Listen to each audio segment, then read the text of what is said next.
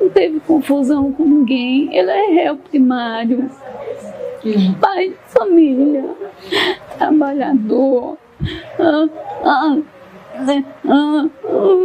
Ele tinha já algumas comorbidades. Sim. Isso foi levado? Vocês tentaram justificar? Sim, atestado, laudo médico, receitas médicas. Ele tomava 9 medicamentos por dia. Isso está arquivado no processo dele. O pessoal da saúde lá do presídio entrou em contato uma vez comigo e aí eu encaminhei tudo, o laudo médico, as receitas, os exames que a doutora Tânia, que ele tinha atendimento na HRT, os exames que a doutora Tânia pediu para ser feito, as consultas, quem estavam indo nas consultas era eu para pegar a receita. Ele não foi levado a nenhuma consulta médica. Ele tinha problema de coração, pressão alta. Ele passou mal várias vezes lá. Assim, recebeu a notícia de que passou mal várias vezes, então? Sim. Quem atendeu ele foi o doutor Frederico, que se encontra preso lá também. Eu e o doutor Frederico prestava atendimento a ele. Eu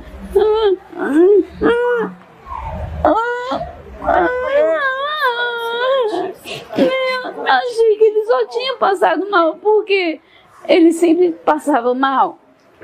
A PGE foi favorável à estrutura dele há 2 meses atrás. E a gente estava sempre nesse aguardo de que ele iria sair, E não liberou ele. E aí eu sempre falava, gente, meu esposo tem comorbidade. Gente, me ajuda, pelo amor de Deus. Eu gritei socorro, ninguém ouviu. Meu esposo morreu de uma forma injusta. Sim, eu fui na última visita na quinta-feira. Ele me reclamou de uma dor no peito, no coração. Então, quinta-feira ele já estava reclamando de uma dor no coração. Sim. E hoje, segunda, teve essa tragédia. Sim, isso. Eu deixei bem claro. Eu sempre levava as receitas, sempre levava os remédios. Deixei bem claro que ele tinha problema de saúde. Ninguém me ouviu. E meu esposo veio a óbito. E agora? Quem vai trazer meu esposo de volta para casa? Minhas filhas aqui todos os dias a gente falava, meu pai vai chegar. Meu pai vem para casa. E agora? Como que ele vem para casa? Na penúltima visita eu levei roupas para ele. Ele saiu dividindo roupa com todos. Ele sempre foi uma pessoa assim, que dividia o que ele tinha. Ele nunca quis nada só para ele. Eu gritei, socorro, gente, me ajuda. Meu esposo tá passando mal. Ninguém me ouviu. Ninguém me ouviu. É revoltante saber que um pai de família, réu primário, não tem antecedentes criminais, fica 10 meses preso numa cadeia sem ter cometido crime, sem ter matado, sem ter roubado, tomando medicamento com comorbidade e não ser visto. Não ser visto. Todas as visitas a gente fazia planos. O sonho dele era ver as filhas formadas. Elas passaram em medicina, o FMG, não pôde ir por conta disso que ocorreu com o pai. Daí elas ficaram estudando aqui em Brasília mesmo, elas fazem um curso de odontologia. E aí ele falava, vocês vão conseguir, nós vamos fazer a formatura de vocês. Toda visita a gente sempre sonhava, a gente sempre fazia planos, sempre. Nós temos pode passar para cá. Uma rocinha, ele sempre fazia. Eu tinha até um pouco mais de vídeo para passar para vocês. Hoje, esse início de live acabei de chamar a diretora aqui. É um início bem difícil. Quero agradecer mais uma vez a presença de todos vocês. 26 de novembro. Uma data, ou melhor, uma semana para não esquecer. O Clezão perdeu a vida. Mas não foi e não será em vão. Eu quero pedir para que vocês aproveitem agora e compartilhem o máximo possível essa live. Hoje, uma live muito importante, também com uma pessoa muito especial, a Gabriela Ritter, que é a presidente das FAV, Associação dos Familiares e Vítimas do 8 de Janeiro, advogada gaúcha, uma guerreira que estava lutando desde o dia da prisão de várias pessoas, e a Gabriela está há meses dedicada a isso. Quero também agradecer mais uma vez o meu querido irmão, irmão, Gustavo Vitorino, e dizer que começar a live assim, já emocionado, eu que fui presencialmente no velório, inclusive, um dos velórios mais difíceis que eu já presenciei, pedir para que vocês entrem, compartilhem essa live, porque muita informação importantíssima será passada. Doutora Gabriela, antes de mais nada, eu quero lhe apresentar, pedindo para que passe um pequeno vídeo sobre a senhora ou com o depoimento da senhora. Pode passar, Mel. Por toda essa injustiça, e não só ele, o perfil dele se estende para a maioria das pessoas, né? Como presidente da associação, a gente tem contato com muitas histórias. Então, assim, claro, essa sensação de impotência, ela consome a gente, né? Nenhum de nós, depois que terminar tudo isso, nós não seremos mais os mesmos. Nem advogados, nem familiares, e muito menos quem sofreu as violações que são os presos, tornozelados e exilados, né? Então, assim, eu não vou te dizer assim que eu sinto um ódio, que eu tenho fé que alguma coisa, né, de alguma maneira a gente vai encontrar uma maneira de mostrar, porque a verdade ela é uma só. Da semana pesada que tivemos em Brasília, com a notícia do falecimento do Clezão, um pai de família, esposo da Jane, de 2 filhas, como eu disse anteriormente, um velório muito pesado. Ele era uma pessoa muito benquista na comunidade que ele morava. Impressionante quanto carinho as pessoas estavam lá para homenageá-lo. Ele foi velado em Ceilândia, ali próximo a Brasília, e também depois seu corpo foi até a Bahia. Mas, enfim, Gustavo, a doutora Gabriela vai poder conversar com a gente. Eu tenho algumas perguntas. Doutora, a senhora, mais uma vez, eu quero lhe agradecer o que a senhora está fazendo. A senhora me disse que é filha também de uma pessoa que foi presa. Sim. Tivemos contato lá no início, no primeiro semestre ainda. Um momento muito difícil, todo mundo sem saber muito como agir, seja agentes públicos, políticos, advogados, porque realmente ali foi um processo político. Exato. Do judiciário que blindaram, digamos assim, toda e qualquer ação. Eu me lembro que entrei em contato com a Defensoria aqui do Rio Grande do Sul, pedi apoio, disseram que entraram em contato, tinha algumas defensorias de estados que estavam tentando ajudar, a OAB, pelo menos a nacional, não se pronunciou, mas eu queria, antes de mais nada, agradecer, enquanto o Gustavo Vitorino vai voltar aí, e perguntar para a senhora, primeiro, que fizesse um resumo do que a senhora viu mais importante de todo esse processo, e, logicamente, depois o comentário sobre a questão do falecimento do Clezão. Boa noite, obrigado pela presença. Obrigada pelo convite, é uma honra estar aqui com vocês. E é um momento muito difícil, principalmente para mim, que sou filha também, né? Eu conheci a Luísa e a Késia, conheci a Jane nas visitas familiares, então a dor delas é a minha.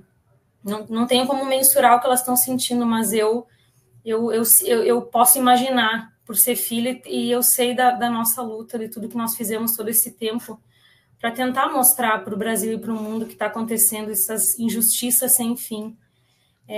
num panorama geral, assim, essas pessoas não deveriam estar sendo julgadas pelo STF, né? Então, eu vejo, assim, falando, mas até o ministro Barroso deu uma declaração ontem dizendo que agora não me recordo, umas 4 pessoas por semana, se eu não me engano, falecem no Brasil, em presídios, né? E ele quis relativizar a morte do Clezão como se fosse um assunto geral, né? Mas não é, porque os presos comuns do Brasil, eles têm direito a duplo grau de jurisdição, né? Eles têm direito à defesa, eles têm direito a recorrer, e nós não temos isso. Nós já estamos sendo julgados, os nossos familiares estão sendo julgados já em instância máxima. Então, não tem como comparar uma situação com a outra. E o Clezão, ele não deveria estar no presídio desde o dia 1º/9, quando ele teve o parecer para a soltura da PGR, que nem foi em função das comorbidades dele. Foi um parecer em função de que a instrução criminal já havia finalizado e não existia razão para ele estar preso. Então, esse pedido ele se estende a todos os presos que continuam lá presos provisórios, eles deveriam todos estar respondendo em liberdade. Mas, no caso específico, nós temos 11 pessoas que têm um parecer favorável para a soltura e que continuam presas. Hoje nós tivemos a liberação de 5 delas, mas em nenhum momento cita qualquer particularidade, né? É em função realmente de ter terminado a instrução penal, até porque não é nada individualizado, né? Eles não dão... Tanto que a defesa do Clezão tinha 8 pedidos de liberdade, eu tinha 10 para o meu pai, eles saíram em agosto, mas nós já tínhamos, então, feito todo o possível e saiu sem nenhum critério, porque o meu pai mesmo não tinha parecer favorável para a soltura. Então, assim, foi como se fosse um sorteio de alguns ali, umas 100 pessoas foram liberadas e esses que tinham parecer favorável ficaram por qual razão, ninguém sabe. Doutora, vou aproveitar, como eu disse anteriormente, tinha perguntado para o Gustavo, caiu ali a chamada da internet. Gustavo, como advogado também, além de parlamentar, um advogado renomado aqui no Estado, a gente está vendo absurdos, né, Gustavo? A doutora Gabriela acabou de citar o exemplo de que alguns que não tinham a orientação de soltura foram soltos e o Clezão, que já estava com a indicação da Procuradoria-Geral da República desde 1º de setembro, ele não foi respeitado. Detalhe, Clezão visitou, se é que dá para dizer assim, 37 vezes o ambulatório da Papuda. Por 37 vezes ele foi atendido no posto médico. Ele tinha, inclusive, um laudo médico com risco de morte. E, mesmo assim, esperaram o falecimento de um pai de família para começar, digamos assim, a movimentar e soltar outros presos. Gustavo Vitorino, aonde a gente vai parar? Olha, eu fico muito triste, deputado, porque o que eu estou vendo é uma coisa que inevitavelmente aconteceria no Brasil. O Cleberson foi assassinado pelo sistema. Ele não morreu, ele foi assassinado pelo sistema. O sistema o matou para que ele seja um exemplo, para que as pessoas entendam que não será possível nunca se colocar contra o sistema, contra a máquina odiosa que tomou conta do país, contra uma ideologia totalitária, uma ideologia que é criminosa, e eu sempre disse isso aqui, eu tenho dito reiteradamente aqui, a ideologia de esquerda ela é uma ideologia criminosa, e essa forma totalitária como tomou conta do país ia precisar de uma vítima cedo ou tarde. Tentaram matar o ex-presidente Bolsonaro, tentaram prender jornalistas que estão refugiados hoje fora do país e que estão sendo perseguidos. Sim, até mesmo lá fora estão sendo perseguidos. Tudo isso em nome de uma ideologia, porque a lei no Brasil, infelizmente, foi sufocada. Declaração do ministro Barroso, mais uma declaração constrangedora desse ministro, tentando relativizar a morte desse brasileiro, e aqui descrita pela doutora Gabriela, é mais um indicativo de que a máquina apodreceu.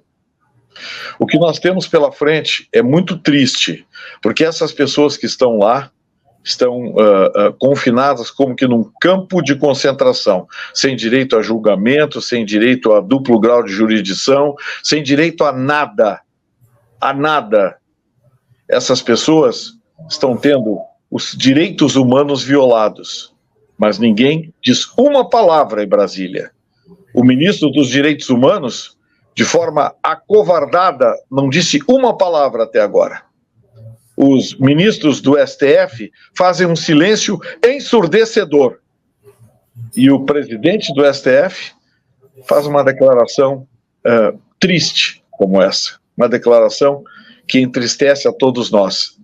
É o mesmo que prega por aí igualdade, bondade, amor ao próximo e blá, blá, blá, blá, blá, blá, blá, blá, blá. É triste. O Clebão não morreu. Repito, ele foi assassinado pelo sistema, pela máquina, deputado e doutora Gabriela. Pessoal, vamos compartilhar nossa live. Estou vendo aqui vários comentários. É importante que você, mais uma vez, aí compartilhe com todas as pessoas, para que a gente possa mostrar realmente fatos, informações importantíssimas. Doutora Gabriela, como eu disse anteriormente, para quem não estava aqui presente, presidente da associação que está defendendo juridicamente os familiares e os presos, né, de 8 de janeiro, as vítimas de 8 de janeiro. E eu queria aproveitar, doutora Gabriela, eu sempre comento, fiz só 2 semestres de direito, que peguei uma greve infindável, mas mesmo tendo pouco tempo, eu vejo que os livros da Faculdade de Direito foram rasgados.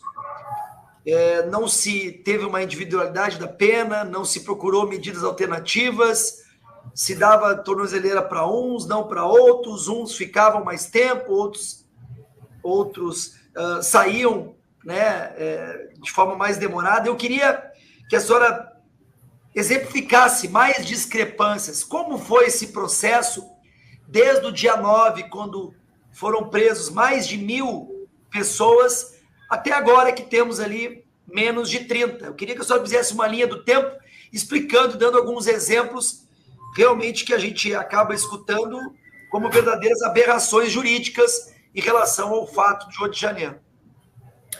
Sim.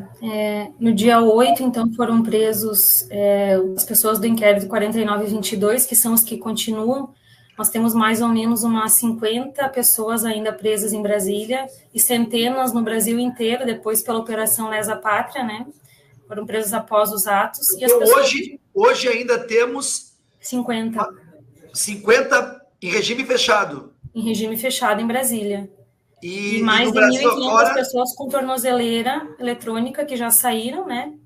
E no Brasil afora tem centenas, a gente não sabe, não conseguimos compilar esse número, até porque os processos do Lesa Pátria são sigilosos, a gente não tem acesso, tem muitas pessoas presas sem denúncia, então tem pessoas presas com parecer da PGR por 4 vezes dizendo que não vai denunciar. Então é muito sério. Agora a gente está tentando compilar essas informações e vem chegando absurdos. Eu sempre peço para os familiares, né, mandarem as decisões, porque aí a gente pode juntar tudo isso num ofício que a gente já fez na semana passada, quinta-feira passada. Nós, eu digo assim, a gente vem sempre pensando no que a gente pode fazer, porque lá no dia 8, quando meu pai foi preso, ele me ligou na hora e disse assim, eu acho que eu vou ser preso, porque a prisão ela ocorreu sem nenhuma resistência de ninguém, embora tenha tido uma violência muito grande por parte dos policiais que fizeram a prisão ali. E aí eles foram, para vocês terem uma noção, em 4 ônibus, mais ou menos umas 50 pessoas, com 2 ou 3 policiais dentro. Então aqueles terroristas, golpistas, perigosos, tinham apenas 2 policiais dentro dos ônibus para levá-los até a delegacia. Durante o trajeto, os policiais diziam para eles, não, vocês vão só prestar um esclarecimento, se acalmem, porque todos eles oravam, cantavam, e todo mundo estava, assim, desesperado, porque a maioria, 1.500 pessoas adentraram os prédios, 200 pessoas foram presas. Vocês acham que quem comete um crime fica na cena do crime ou sai? Então, assim, o relato da maioria dessas pessoas é porque eles jogavam bombas dos helicópteros e não tinha para onde sair, né? Até mesmo policiais, alguns que estavam ali convidavam para adentrar ao prédio, porque como a bomba caía podia ser fatal, né? Se cai em cima da cabeça de alguém. Então, a maioria dos que, não vou dizer por todos, que eu não posso dizer isso, né? Mas a maioria das pessoas ali que foram presas no dia 8 são inocentes. No QG, foram presos no outro dia, levados para a academia da polícia, mais de 1.500 pessoas, lá ficaram quase 3 dias, elas passavam por uma espécie de triagem, aquilo foi... Eu estive lá, porque eu chego em Brasília dia 9, às 8 da manhã, né? E estive lá e foi, assim, uma das piores coisas que eu já vi, porque o desespero era tão grande e era uma insegurança, porque as pessoas já estavam presas sem voz de prisão. Então, elas passavam por aquela triagem, que eram salas, né, como se fossem com mesas escolares, com vários delegados que colhiam os dados, e aí ela chegava no final do corredor, se a pessoa ia para a direita, ela estava sendo presa, se ela ia para a esquerda, ela entrava no ônibus e estava sendo liberada. Então, qual é o cenário hoje do país? As pessoas que foram presas, do 49-21, até março, abril, ali elas foram soltas, tá? E essas pessoas que foram para a esquerda, então, que foram liberadas, entraram nos ônibus e foram deixadas na rodoviária, estão sendo chamadas hoje, estão sendo investigadas. E, assim, um desespero, a maioria idosos, 70, 80 anos, muita gente que tinha comorbidades sérias, que foi liberada no dia, hoje está sendo investigada. Então, estão prestando depoimento na Polícia Federal, nos seus estados. E assim, né, as pessoas chegaram lá, o sistema penitenciário não tinha estrutura para receber tanta gente, então eu sei porque eu vi, né, meu pai ficou 7 dias com a mesma roupa, né, não tinha material de higiene, não tinha talher, não tinha alimentação adequada, não tinham medicações controladas que as pessoas tomavam, ficaram muito tempo sem receber. Isso sempre é um problema grave do sistema penitenciário, que a gente já vem denunciando há muito tempo, que a gente leva a medicação, às vezes ela se extravia e demora muito tempo para chegar até a pessoa que precisa. Então, se tu não tem um advogado, alguém que está lá o tempo todo cobrando, essa pessoa demora muito tempo para receber o seu remédio. E então, assim, no processo, a gente sempre acompanhava todos os colegas, né? A gente criou grupos e nós nos unimos, as defesas se uniram, e a gente percebeu que no processo não tinha individualização, não tinha apreciação das defesas, nada. Então, e todo mundo com muito medo, porque a gente ainda vai ter uma longa história para contar, mas isso foi um ato para silenciar a direita no país, e a gente sabe que foi, e eu tenho certeza que com o tempo a gente vai esclarecer tudo isso.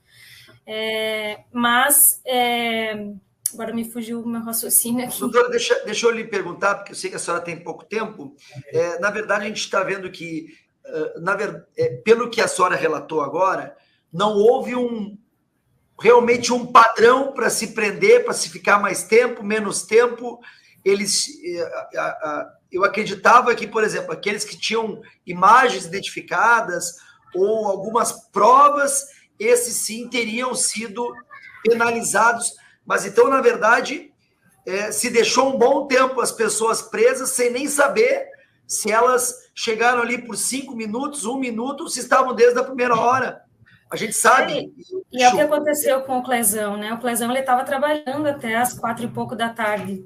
Não sei se vocês tiveram acesso às imagens das câmeras de segurança do estabelecimento dele. Então, quando ele chegou na praça, já tinha acontecido a depredação. Ele entrou e ele logo foi preso. E aconteceu a mesma situação com meu pai. Agora, depois das alegações finais, o doutor Gustavo Vitório vai concordar comigo, depois das alegações finais, a Polícia Federal está juntando provas no processo. Juntou a perícia que eles fizeram. Então, um exemplo na situação do meu pai, não tem imagens dele, não tem DNA dele nos prédios, então não tem nenhuma prova. E a denúncia, a decisão que mantém presa, ela é igual para todos, como se todos tivessem armas, como se todos tivessem quebrado. Então, é um estado de exceção que a gente vive. E aí, só para concluir meu raciocínio, a gente tinha... então, a defesa não foi ouvida, e o Conselho Federal que é responsável pelos processos do STF, também silente e nunca agiu, embora nós tenhamos oficiado todos os órgãos que vocês podem imaginar, Ministério dos Direitos Humanos, Direitos Humanos da OAB, o Conselho Federal, todas as entidades, nós não tivemos um retorno. Então, nós, familiares... Eu vou fazer uma pergunta, Gabriela, para o Gustavo, que ele, como ex-conselheiro da OAB, ele tinha muito acesso à defensoria, à própria instituição, a OAB do Estado e a nacional. Gustavo, e acho que a doutora Gabriela vai poder explicar na prática, mas juridicamente falando, né, para que todos que estão aqui assistindo, compartilhando, comentando, essas instituições não se omitiram, principalmente a OAB Nacional, que viu tantos advogados serem cerceados, né, o seu direito ao trabalho, digamos assim. Então, eu queria também, Gustavo, em relação às instituições, eles não poderiam ter pressionado mais, né, para que fosse respeitado os advogados das vítimas? Olha, deputado, existe no direito penal uma figura que é, digamos assim, uma excepcionalidade e que de algum tempo para cá se tornou uma regra para a juridicidade no Brasil, particularmente utilizada pelo STF, mais precisamente pelo ministro Alexandre de Moraes, que é a coação. Você impõe o medo nas pessoas, você impõe um processo de destruição da liberdade, da democracia, tomada do patrimônio das pessoas com multas absurdas, descontroladas. Essa coação que existe no Brasil, que é algo absolutamente ilegal, mas partindo de quem parte, ela é praticamente impossível de ser combatida. As instituições estão com medo. A OAB Federal se escondeu debaixo da mesa, acovardada. A gente vê a direção da OAB Federal hoje e vê que ela quase faz parte do sistema, exatamente por conta dessa inanição, dessa covardia que ela apresenta quando se fala em direitos humanos. Essas comissões de direitos humanos são meros núcleos esquerdistas que estão muito mais preocupados em espaço, em se promover, do que propriamente defender direitos humanos de cidadãos. Quanto à juridicidade, diz que está sendo feito no Brasil, não existe nenhuma. Eu não tenho o que dizer aos meus alunos, nas palestras, eu não tenho o que dizer. Não tem o que dizer porque não tem lei. A lei acabou no Brasil. Hoje nós vivemos num estado de exceção. Em estado de exceção não existe o que você possa ensinar para alguém, chamar o artigo tal, combinado com o artigo tal, buscar jurisprudência. Nada do que está sendo feito no Brasil hoje encontra qualquer tipo de espaço na nossa história. É tudo inédito. O Brasil foi atropelado pela ditadura da toga. Nós estamos vivendo um estado de exceção. Daí o porquê que muito pouco resta hoje na hora de se argumentar juridicamente. Porque não existe mais justiça, acabou. Hoje virou um poderio totalitário que faz o que quer com o país e com o cidadão. É assim. O Roberto Jefferson, estão esperando o Roberto Jefferson morrer a qualquer momento. É uma questão de tempo. Eu não sei onde é que é o Daniel Silveira, mas também deve estar apodrecendo em alguma cadeia por aí, não sei se está solto, se está preso. Não, ele está preso. Até ouvi dizer ontem que ele está em Bangu. Pois é. Gustavo, deixa eu aproveitar que a doutora está saindo daqui a pouquinho. Doutora, na prática, é isso que o doutor Gustavo Vitorino, que meu irmão Gustavo Vitorino comentou. Ali, a senhora via claramente o desrespeito aos advogados que representavam seus clientes. Eu recebia vários relatos de advogados que não tinham acesso, né, ao processo, à documentação. Desculpa se eu não estiver usando os termos jurídicos. Mas, resumindo, os advogados não conseguiam fazer os seus trabalhos, não conseguiam avançar. Ao mesmo tempo, né, a gente viu não só esse desrespeito para com os profissionais jurídicos, como, muitas vezes, né, os comentários de que as pessoas estavam passando necessidades e até mesmo os próprios advogados não tinham acesso aos seus clientes. Aconteceu da senhora também ter problema para ver o seu pai, no caso, que também estava detido, de familiares que não tinham acesso às pessoas? Muitas coisas aconteceram, mas só gostaria de dizer para vocês, gostaria não, porque é ruim o que eu vou dizer, mas nós estivemos na frente parlamentar da advocacia lá no Congresso, e nós ouvimos do presidente da OAB e do Alex Sarkis, que é o presidente das prerrogativas, que para eles se manifestarem sobre as violações dos advogados do 8 de janeiro, teria que ter um consenso. Nós temos gravado isso, nós ouvimos da boca deles. Então, para vocês, né, poderem imaginar o tamanho do aparelhamento que se tem hoje das instituições. Sim, muitas violações, até porque as prisões elas ocorreram do inquérito 4879, que é um inquérito aberto já há muitos anos, um inquérito ilegal que ninguém tem acesso. Então, já a partir daí é uma violação. Até hoje nós não temos acesso à origem das prisões, que eles utilizaram a conexão, porque eles disseram que tinham parlamentares envolvidos, então nós não sabemos exatamente quem são esses parlamentares, se eles foram denunciados, mas as pessoas, né, sem foro privilegiado, estão sendo julgadas pela última instância.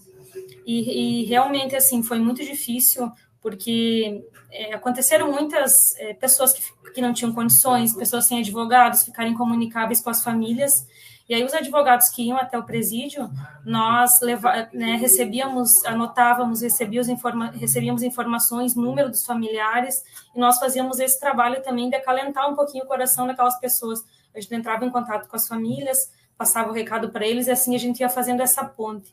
Eu mesmo visitava mais ou menos umas 40 pessoas junto no momento que eu ia lá, né, para visitar o meu pai.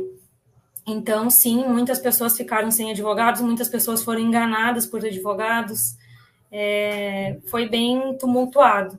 Mas hoje... Pode falar. Não, eu ia pedir para o Melo colocar o vídeo, porque essa semana, após o falecimento, tivemos algumas ações, eu e mais alguns, não dá nem para dizer que são muitos, mas alguns parlamentares realmente se posicionaram, a gente...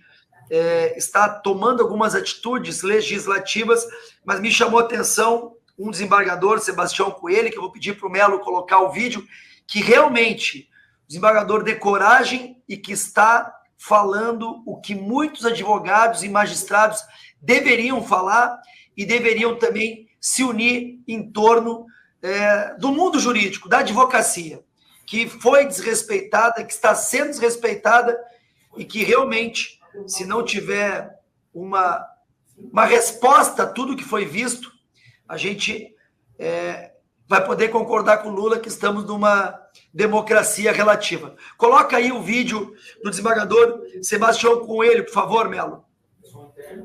Senhor ministro Alexandre de Moraes, que nós não queremos mais o senhor na justiça brasileira. O senhor... O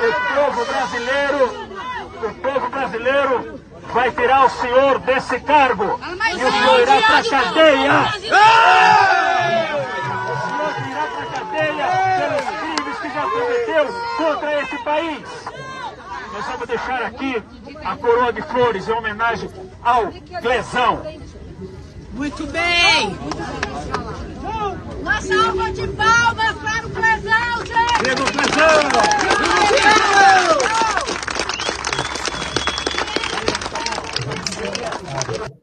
Aí o desembargador Sebastião Coelho, que já teve, por duas oportunidades, pelo menos que eu vi em alguns vídeos, né, ele até presencialmente lá no STF ou no TSE, agora não me recordo qual seria, acho que era no STF, onde ele falou, né, para todos os ministros, né, que o quanto eles não são adorados, ou pelo contrário, né, o quanto eles são desprezados pela sociedade brasileira.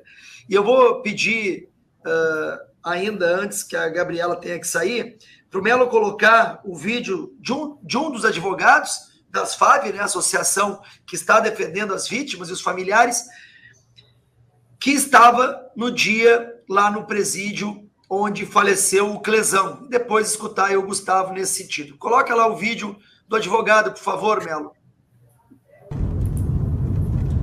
É desumano que essas pessoas estão passando.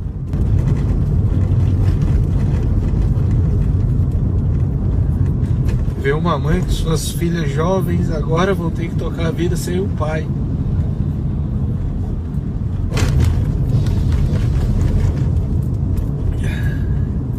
Mas sabe o que é o mais revoltante? Eu vou dizer agora. É que no processo do seu Clériston tem um laudo médico, um relatório médico dizendo, desde fevereiro, que ele tem problemas de saúde, que ele corria risco de morte.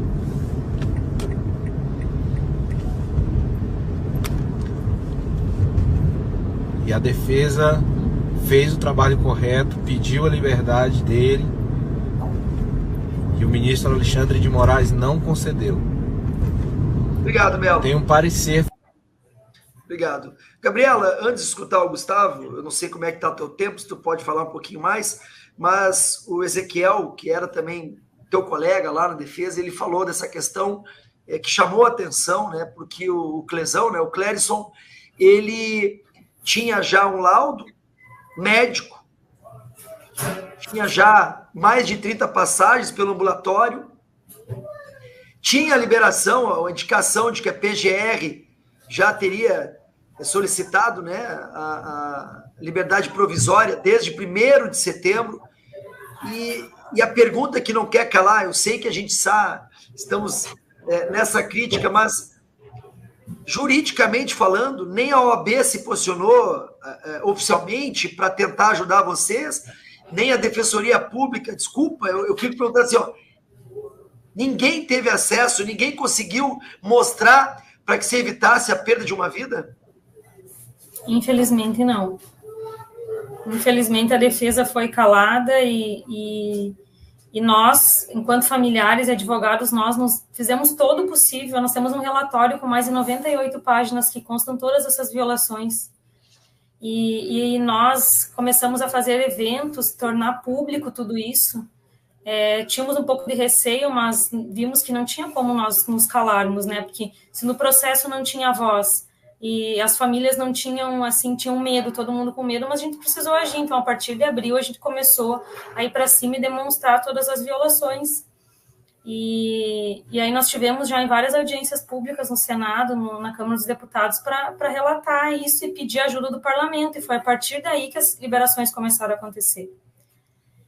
E, sim, infelizmente, uma vida foi perdida e tem mais vidas correndo risco lá, dentro e fora. Porque tem pessoas sem emprego, sem poder sustentar sua família, que precisam pedir autorização do ministro para poder trabalhar, porque tem que pedir extensão de horário, ele não concede, ele manda a pessoa se adequar às medidas cautelares que deixaram ela fora da prisão. Então, é revoltante. Sim. E o Sebastião Coelho, o desembargador, ele é um homem íntegro e brilhante. Nós começamos a ter contato com ele, ele começou a ter contato com 8 de janeiro, quando nós convidamos ele para alguns eventos, para que ele começasse a nos dar a voz também, né? E ele está sendo muito importante. E eu acho que a partir daí a gente vai conseguir ter porque o impeachment do ministro é a prioridade. Hoje, no momento, nós sabemos que ele não tem como continuar, completamente parcial, sempre foi desde o início. No dia 8, ele já falou que os terroristas seriam punidos exemplarmente no Twitter dele, né? Depois ele falou que as pessoas não eram civilizadas, pois o STF teve coragem de fazer um documentário sobre os atos do dia 8, um processo que eles estão julgando, processo que eles são vítima. Antes de concluir o julgamento, ele já vem antecipando o seu posicionamento em entrevistas. Isso não existe, né? Então, é muito, muito triste o que a gente está vivendo hoje. Gustavo, eu queria te perguntar, na verdade, a gente está vendo claramente, né, a injustiça no Brasil. Os movimentos políticos, eles envolvem o Parlamento Gaúcho, a Câmara dos Deputados e o Senado. Mas vem ao meu questionamento.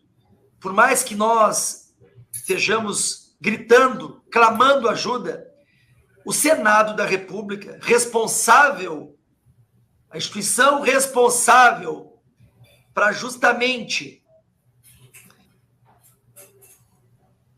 ver os excessos do STF, nada fazem.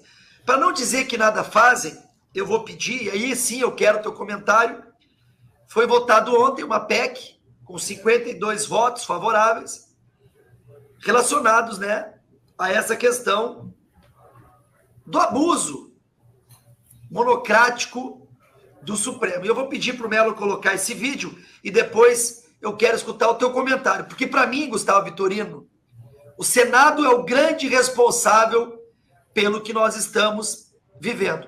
Coloca aí o nosso amigo Gaira para falar sobre a aprovação dessa PEC. Agora da PEC 8, para começar o fim mesmo dessa ditadura do STF. Olha o silêncio, está todo mundo esperando para ver o resultado. No painel. Vamos lá, ó. Pessoal, vai sair agora, ó. Que limita os poderes dos supremos que a gente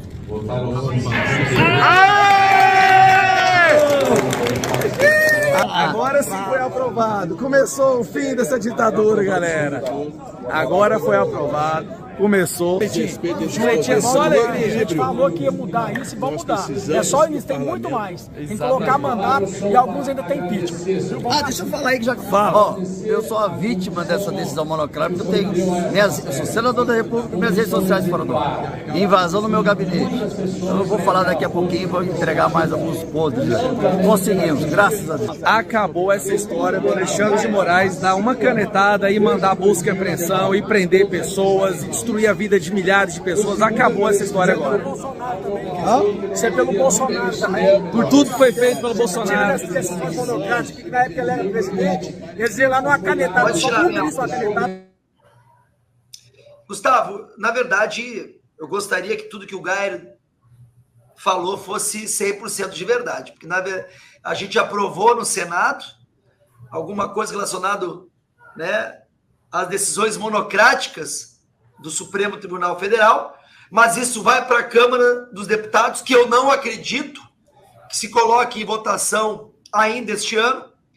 Nós, com certeza, iremos propor aí emendas, destaques, mas olha, será uma vitória se realmente a gente conseguir o equilíbrio dos poderes, porque hoje, como a Gabriela comentou, e tu também, Gustavo, as pessoas têm medo dos ministros, dos grandes magos ministros do STF. Gustavo Vitorino. Pois é, e é triste, né? Uma nação que, em vez de ter respeito pela sua Suprema Corte, tem medo. Isso é um indicativo de que alguma coisa está errada, é um indicativo da tirania, do totalitarismo. No mundo inteiro, os países louvam a sua Suprema Corte, preservam a sua Suprema Corte, exatamente por conta da isenção, da idoneidade. Aqui no Brasil, como disse o desembargador Sebastião Coelho, o Brasil inteiro odeia a sua Suprema Corte.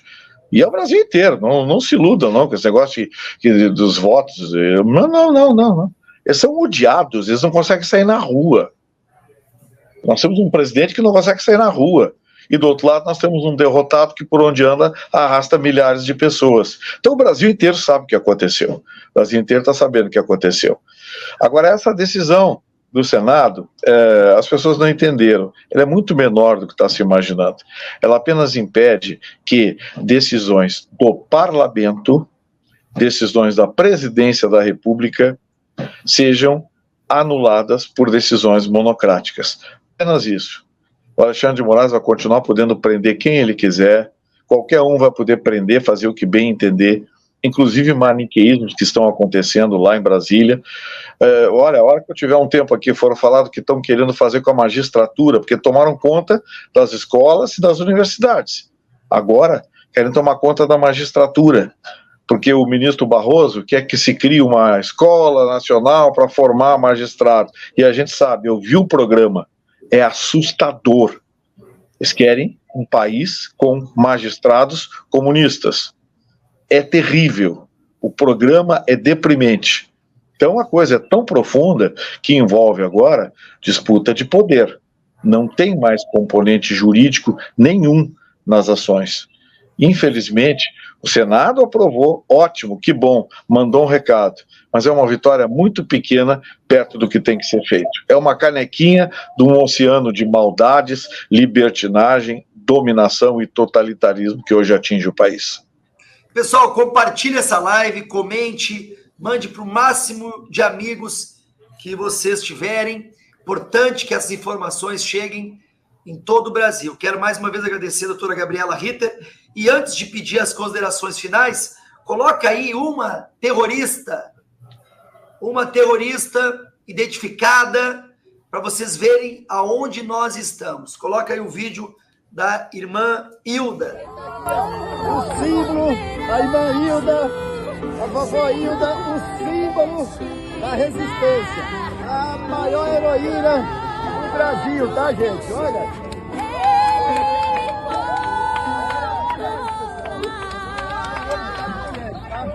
Irmã Hilda, acabou de chegar mais um ônibus. Amém. Nós agradecemos a Deus, rendemos graça ao Senhor, porque Ele que está fazendo isso. Não é o homem, não. É Jesus que está no controle dessa Cada situação. ônibus que chega, uma comemoração. Obrigado, minha aluna. Eu quero fazer a minha consideração final, depois passar para o Gustavo e terminando com a Gabriela.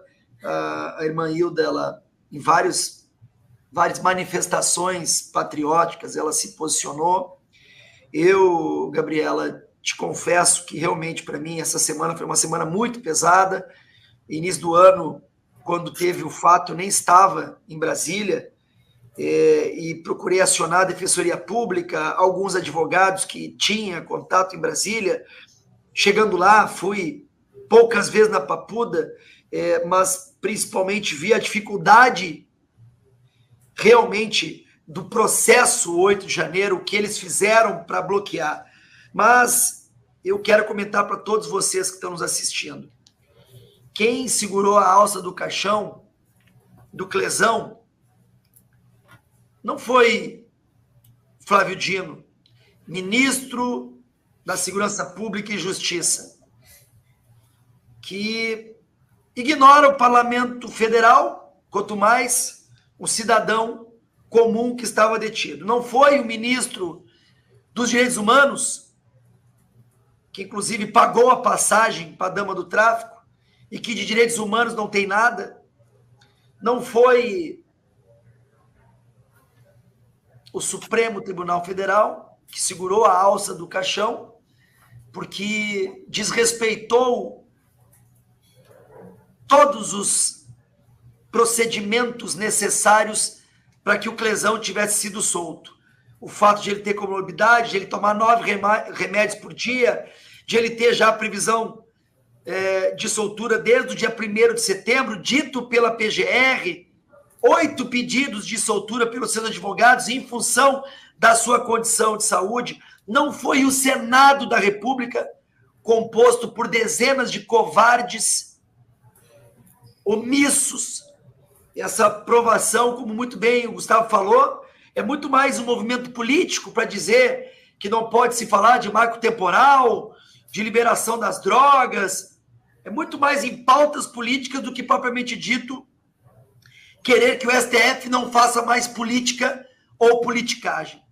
Quem segurou a alça do caixão do Clezão foi a Jane, foi as filhas, foi a Gabriela, foram todos os amigos do Clezão que querem um Brasil decente para as próximas gerações. Então, eu termino a minha participação agradecendo a Gabriela, a todos os advogados que de forma voluntária estão lá desde o início de janeiro, a todas as pessoas que, mesmo com medo, têm coragem de falar e principalmente, a mensagem muito clara: a morte do Clezão não foi e não será em vão. Gustavo, suas considerações finais.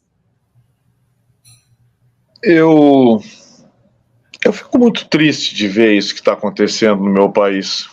Fico muito triste de ver o que fizeram com o meu Brasil.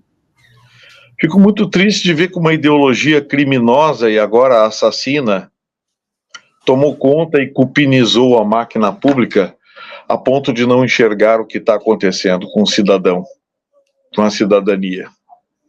Nós vivemos hoje num país dominado pela tirania, sem lei, sem ordem, sem organização, sem ética, sem moral, sem honestidade. Um país tomado pela arrogância, pelo exibicionismo, pelo deslumbramento, pela incompetência de quem nunca construiu nada, mas que politicamente galgou cargos e hoje ocupa cadeiras nobres em Brasília. Eu fico triste de ver o que fizeram com um Brasil que merecia coisa melhor, um futuro melhor. Fico triste de ver que brasileiros do bem estão nesse momento sofrendo, com tornozeleiras, sem poder trabalhar, não recebem autorização para nada, são prisioneiros do sistema. O sistema que matou um, Clebão foi assassinado pelo sistema, o sistema que fez brasileiros fugirem, porque nós temos exilados políticos, temos torturados, gente que foi torturada nas prisões. Então eu fico triste de ver que fizeram com o meu país tudo aquilo que eu temia que um dia acontecesse se essa ideologia criminosa crescesse e tomasse conta das instituições. A desfaçatez é tamanha que as pessoas parecem que cada vez mais dão razão ao psiquiatra americano Dr. Lyle Rossiter, que diz que a mente esquerdista é uma mente doentia. Ela é uma patologia psiquiátrica. E hoje, olhando para o meu Brasil, eu dou razão ao Dr. Lyle Rossiter. Muito obrigado pela companhia de todos, obrigado pela oportunidade de estar com o senhor, deputado, mais uma vez, uma honra. Doutora Gabriela, Gabinete 805 da Assembleia Legislativa do Estado do Rio Grande do Sul está de portas abertas para a senhora, no que for preciso, necessário. Conte com a ajuda sempre desse modesto parlamentar. Grande abraço a todos, obrigado. Suas considerações, doutora, rapidinho. Agradeço a todos que estão nos acompanhando, agradeço vocês pelo convite, foi uma honra, né, por trocar algumas informações sobre essa lamentável semana, né, e meses que a gente vem vivendo.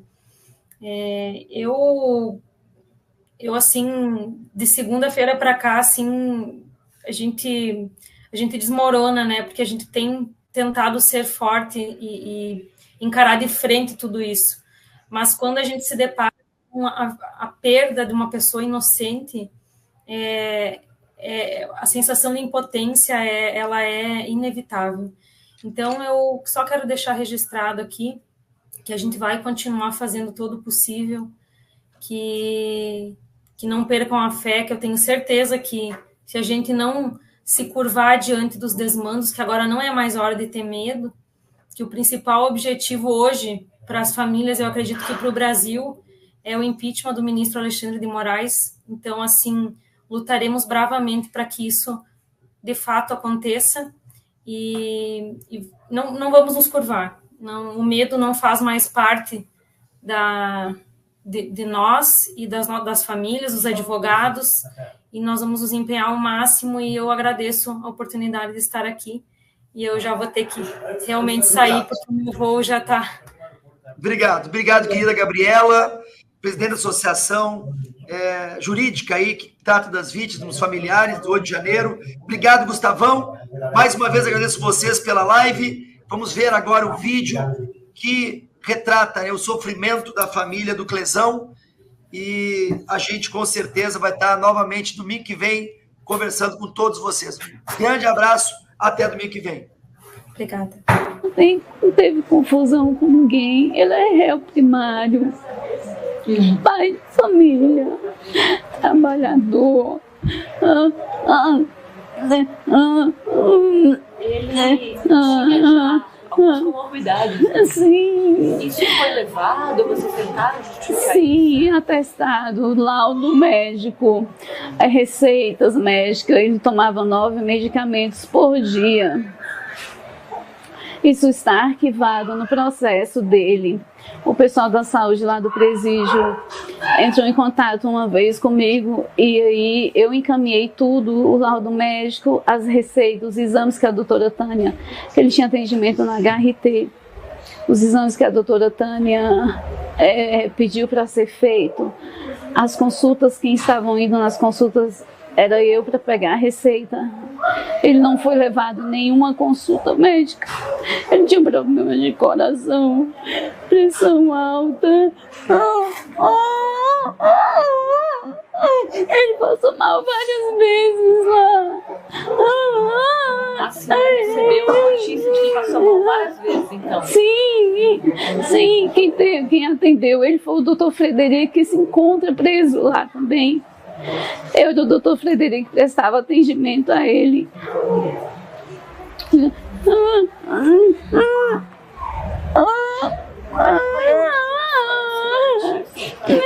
Achei que ele só tinha passado mal, porque ele sempre passava mal.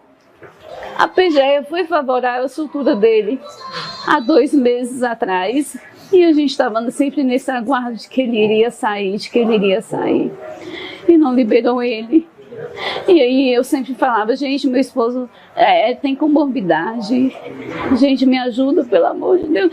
Eu gritei socorro, ninguém ouviu, meu esposo morreu de uma forma injusta.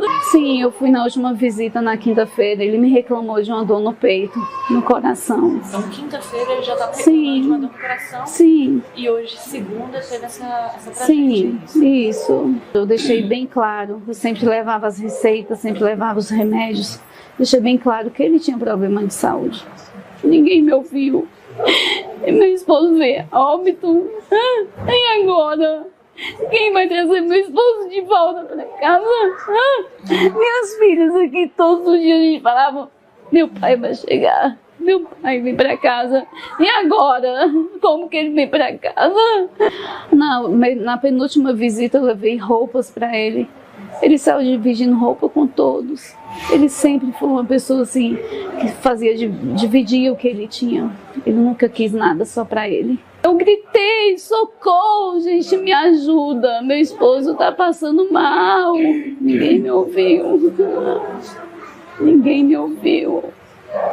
É revoltante saber que um pai de família, réu primário, não tem antecedentes criminais, fica 10 meses preso numa cadeia sem ter cometido crime, sem ter matado, sem ter roubado, tomando medicamento com comorbidade e não ser visto. Não ser visto. Todas as visitas a gente fazia planos. O sonho dele era ver as filhas formadas. Elas passaram em medicina, o FMG, não pôde ir por conta disso que ocorreu com o pai. Daí elas ficaram estudando aqui em Brasília mesmo, elas fazem um curso de odontologia. E aí ele falava, vocês vão conseguir, nós vamos fazer a formatura de vocês. Toda visita a gente sempre sonhava, a gente sempre fazia planos, sempre. Nós temos uma rocinha, ele sempre fazia planos em criar gado, em fazer muita coisa, eram muitos planos. Jamais ele iria lá para fazer alguma coisa. Ele estava lá em paz, ele estava lá não quebrando, não destruindo órgão público, nada. Ele estava lá com a bandeira branca em prol do nosso Brasil, em prol de uma melhora. Ele jamais iria fazer isso. Jamais. Eles trabalhando lá na loja, no domingo, no dia 8 de janeiro. Às 4 horas, 16 horas, ele estava trabalhando comigo. Tem tudo no processo. Nada foi apreciado. O advogado pediu vários habeas corpus. O advogado sempre estava pedindo a revogação de prisão, sempre relatando sobre a saúde dele. E nada foi ouvido, nada foi visto, nada. E ele não estava tendo os cuidados médicos devidos. Não estava. Não levaram ele nenhuma consulta com especialista. Os cuidados médicos que ele estava tendo lá dentro era básico. Ele relatava isso para a senhora? Sim, básico. Não tem como fazer exame lá dentro. Ela sentiu dor, tomou anspirona.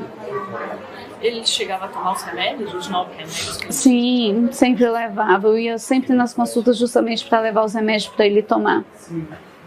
Sempre.